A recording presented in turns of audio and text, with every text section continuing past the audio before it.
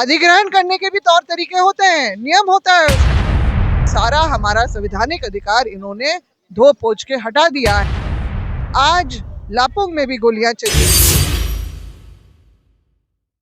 आदिवासी बचाओ मोर्चा और सिरम टोली जो सरना स्थल उसको बचाओ मोर्चा आज यहाँ पे मसाल जुलूस निकाले हैं। मसाल जुलूस निकाल के वो अल्बर्टा चौक पे जाएंगे।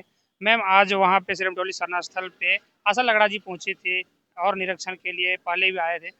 अब क्या लग रहा है कि कुछ हो पाएगा आशा लकड़ा जी के इंटरफेयर के बाद? देखिए, आशा लकड़ा जी जब पिछले 13 मई को आई थी और उन्होंने स्थल निरीक्षण भी किया था, तो उन्होंने कहा, उनके मुंह से ये भी निकला था कि अभी तक तो हम लोग कैमरे की नज़र से देख रहे थे, सामने से बिल्कुल आईने की तरह साफ सारी परिस्थितियां दिख रही हैं और ये रैंप किसी भी हालत में नहीं होना चाहिए, इसको हटना ही चाहिए। और वो राज्य सरकार और केंद्र सरकार से संवाद स्थापित करेंगी इस समस्या के निवारण के लिए। साथ ही साथ उन्होंने जो है 29 मई को उपायुक्त रांची, डीसी रांची और आरसीडी के प्रधान सचिव को भी उन्होंने सम्मन किया था, यानी कि अपने दफ्तर में बुला के इन सब जो उनके हैं सवालों के जवाब के लिए बुलाया गया था।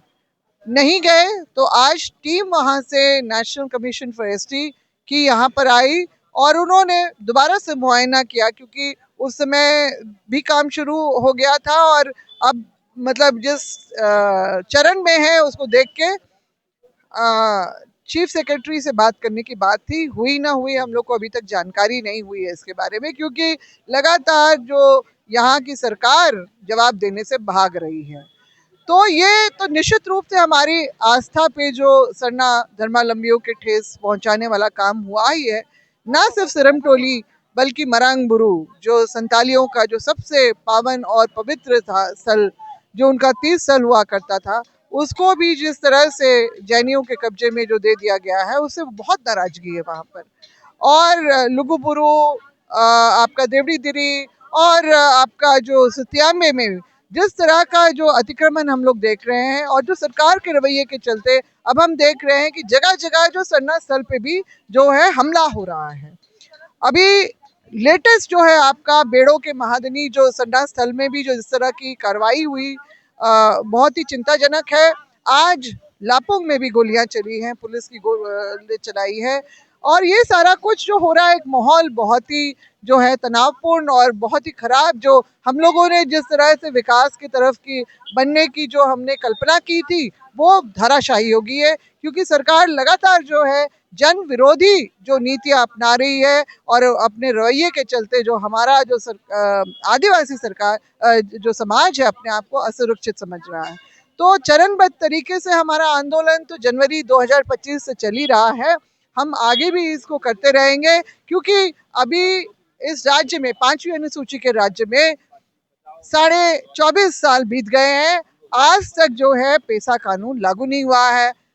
सुप्रीम कोर्ट की तरफ से भी जो है जो बार बार ये निकाला जा रहा है कि आदेश निर्गत किया जा रहा है, मगर फिर भी नियमावली के हवाले से आज तक वो धरातल पे नहीं उतरा है। पेसा कानून में जो ग्राम सभा की जो महत्ता है उसको स्थापित ना हो पाए, ये मंशा साफ नजर आ रही है।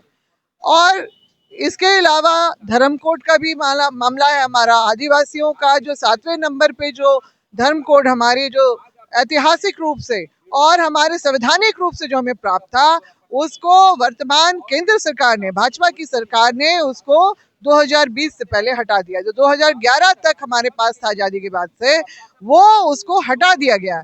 यानी जनगणना यानी सेंसस के जैसे एक महत्वपूर्ण दस्तावेज से हमारी पहचान को मिटा दिया। जब पहचान मिट जाएगी तो हमारी गिनती बतौर आदिवासी नहीं होगी, बतौर आबादी ने हमारी का उसका आंकड़ा नहीं बनेगा, प्रतिशत नहीं बनेगा, उसी पे आधारित जो योजना नीति निर्धारण होता, योजनाएं बनती, वो सारा हमारा संवैधानिक अधिकार इन्होंने धो पोंछ के हटा दिया है। और उनका भी हम विरोध कर रहे हैं और हम मांग कर रहे हैं कि हमारा कॉलम कोड जो है, जो हमें वापस दिया जाए, जो संवैधानिक रूप से हमें मिला है। कोई भी पार्टी इसको हटा नहीं सकती थी, इन्होंने किस तरह से किया ये जवाब हमको चाहिए।